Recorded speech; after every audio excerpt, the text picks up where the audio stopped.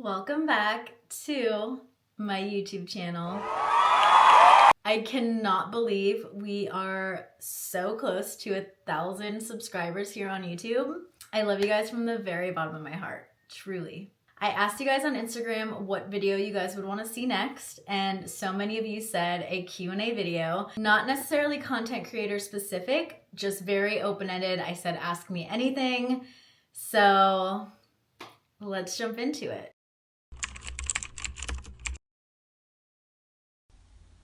This is officially my audition to be your comfort creator of 2025.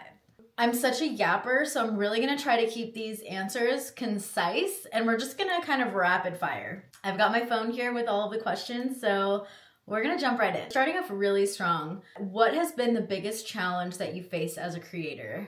I really love this question because I am not a full-time creator. So I make money through different various streams of income through content creation, but I do work a 9-to-5 job that takes my Monday through Friday. So I would say just the biggest challenge in general is just juggling my full-time job and content creation, because I would love to do content creation full-time, but we're not there yet. Next question.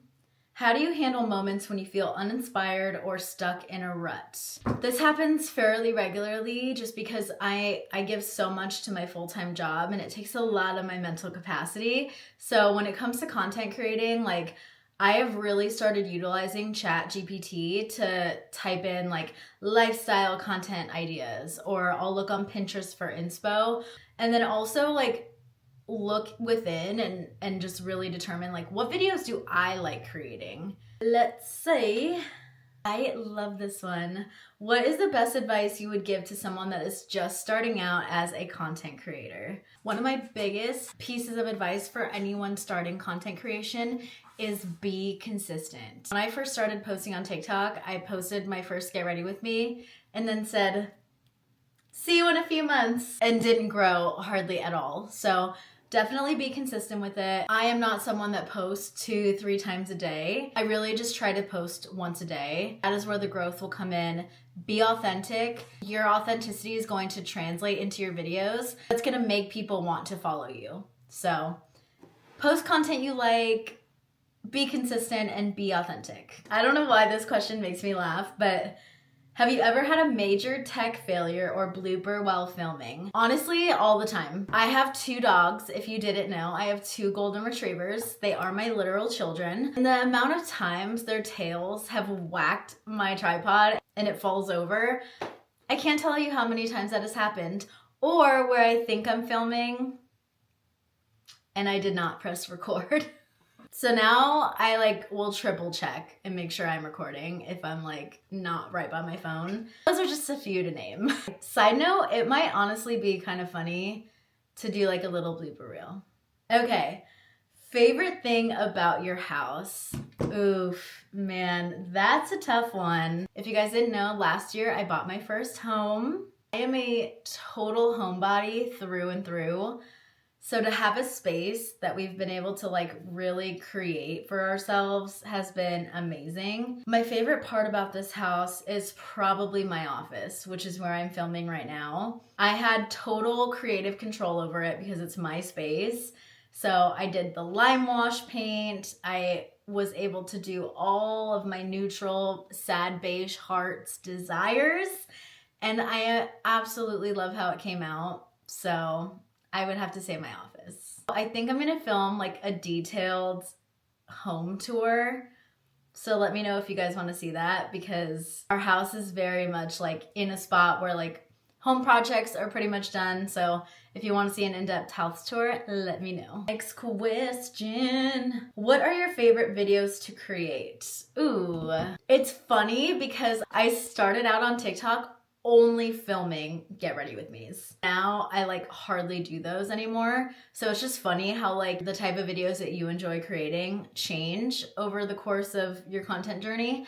I would say now my favorite videos to create are either house resets or just day in the life. I just like romanticizing my life. That's one of my things that I always say is just romanticize your life. it has really made me like appreciate the little things, like the mundane parts of my day. So I would say probably my day in the life videos. Ooh, this is a good one. What does a typical day look like as a content creator? So because I still work a 9 to 5, I will also either film in the morning, like before I start my workday, or I do a lot of filming after work, which thankfully I am hybrid. So I work majority of my days at home, but I also work a couple days in office. My in-office days, by the end of my day, I am so drained that unless I'm filming like an office vlog video, I'm probably not going to post that day. Or I have to like batch create one day to where I have a video just ready to post on those days. It's tough work, I'm not going to lie to you. I think having a schedule or batch creating is definitely going to help you when it comes to creating and balancing a full-time job. Okay, wait, this one makes me laugh. What was your first video about? Do you still remember it? Yes. I mentioned earlier that all of my videos on TikTok when I first started out were explicitly get ready with me's. And my first one was so awkward. I was just kind of talking through like the products I was using. I think it broke up into like 2 parts because at that time you could only do a 3-minute maximum on your TikTok videos. So I think it's still there. If you want to laugh, go watch it. Have you ever had to deal with negative comments or criticism? How do you handle it? I've gotten a lot of hate on my TikTok and it's really discouraging. Here's the thing. Anytime you put your life out on the internet for other people to see, people are always going to have something to say. I had a video go super viral and it was one of my like iPhone refreshes and it was with the Hailey Bieber Rode phone case. The amount of negative comments I got on that video at first really upset me. I just had to laugh it off. I'm like, you know what? Thank you for the engagement, I guess. I would also say if you're getting negative criticism, block them. Do not be afraid to use it. If someone's coming at you and just saying negative things, do not be afraid to block them. Protect your inner peace, protect yourself. You do not need to see that and they can go bye-bye. What is your dream collaboration or creator to work with? Oh man. Brand-wise, I would give a kidney to work with Rare Beauty, Alani Nu, or Mackenzie Childs. Those are my magic 3. Those are my absolute dream collaborations. So Mackenzie Childs, Alani Nu, Rare Beauty, Selena, shoot me an email. I'd love to work with you. Final question. Do you work alone or do you have a team that helps you? Yes and no. I don't have a team that helps me with like editing or anything like that.